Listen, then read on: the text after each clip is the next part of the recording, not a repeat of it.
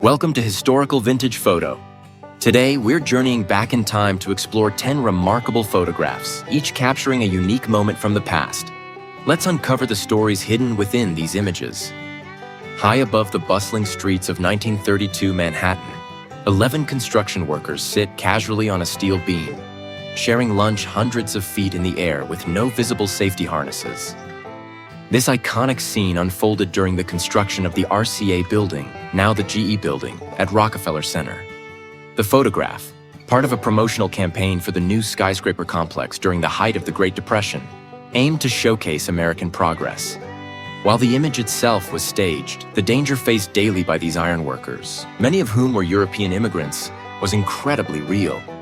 Falls were tragically common, a stark reminder of the lack of safety regulations at the time. The photo endures as a symbol of American ambition, the city's vertical growth, and the often unseen bravery of the laborers who built modern New York. A mother's worry is etched onto her face as she pulls her young children close, their faces turned away. This is Florence Owens Thompson, captured in Nipomo, California in March 1936 by photographer Dorothea Lange. Lange was working for the government's Farm Security Administration, documenting the hardships faced by displaced farm workers during the Dust Bowl era. Thompson and her 7 children were living in a makeshift tent at a pea pickers camp.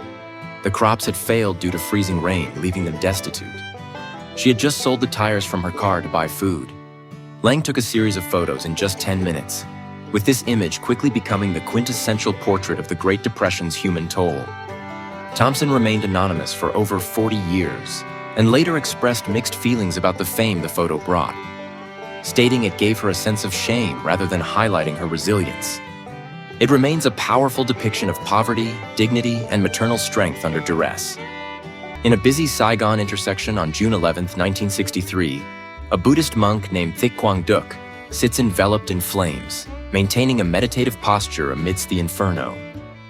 This shocking act of self-immolation was a protest against the repressive policies of the South Vietnamese government under President Ngo Dinh Diem, which discriminated against the country's Buddhist majority.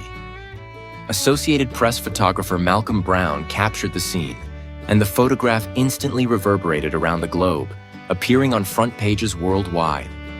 It brought intense international pressure on the Diem regime and significantly influenced U.S. policy towards South Vietnam. The monk's serene composure in the face of agonizing death made the protest even more profound. His sacrifice remains an unforgettable symbol of political protest and the power of nonviolent resistance, even in its most extreme form. An image featuring a man slightly off-center with meticulously combed hair, looking intently past the camera, is widely regarded as the world's first photographic self-portrait. Taken by Robert Cornelius, an amateur chemist and photography enthusiast, outside his family's shop in Philadelphia in October or November of 1839. Working with the early complex daguerreotype process, Cornelius had to remove the lens cap, quickly step into the frame, hold perfectly still for several minutes due to the long exposure time, and then replace the cap. On the back, he inscribed, "The first light picture ever taken, 1839. It's not only a selfie precursor, but one of the earliest clear photographs of a human face in existence, marking a pivotal moment in the history of photography and self-representation." The colossal German passenger airship Hindenburg erupts into a terrifying fireball as it attempts to moor at the Lakehurst Naval Air Station in New Jersey on May 6, 1930, representing the pinnacle of luxury air travel and a symbol of Nazi Germany's technological might. Its destruction was swift and catastrophic. Captured by newsreel cameras and photographers, the disaster became seared into public memory, amplified by radio reporter Herbert Morrison's emotional eyewitness account. Oh, the humanity. The hydrogen-filled airship burned completely in less than a minute. Of the 97 people on board, 35 perished, along with 1 member of the ground crew. This single event shattered public confidence in Zeppelin travel and abruptly ended the era of rigid airships as a mode of passenger transport. Against the stark vertical lines of the World Trade Center's North Tower, a lone figure is captured mid-fall on the morning of September 11, 2001. Photographed by Richard Drew of the Associated Press, the image became known as the Falling Man. It's one of the most recognized yet controversial photographs from the attacks. Many newspapers initially refrained from printing it, deeming it too disturbing as it captures a moment of profound desperation and individuality amidst the overwhelming scale of the tragedy. The man's identity has never been definitively confirmed, despite investigations. The photograph forces a confrontation with the human cost of that day, representing the estimated 200 or more people who fell or jumped from the towers, choosing their final moments rather than succumbing to fire and smoke. Huddled together in a crowded lifeboat, survivors of the RMS Titanic disaster are seen here moments before being rescued by the RMS Carpathia in the frigid early morning hours of April 15, 1912. Their faces, illuminated by the dawn light, reflect the shock, exhaustion, and trauma of the preceding night, during which the supposedly unsinkable liner struck an iceberg and sank, claiming over 1,500 lives. This photograph, likely taken from the deck of the Carpathia, captures some of the roughly 705 people who escaped the sinking ship. Most had endured hours exposed to the freezing Atlantic temperatures, witnessed harrowing scenes, and lost loved ones.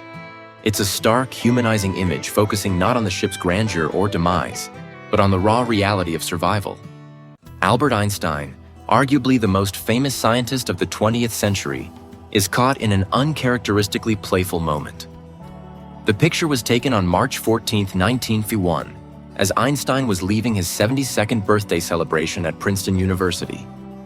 Hounded by photographers asking for a birthday shot, a weary Einstein, seated between Dr. Frank Idelot and his wife, cheekily stuck his tongue out at UPI photographer Arthur Sasse.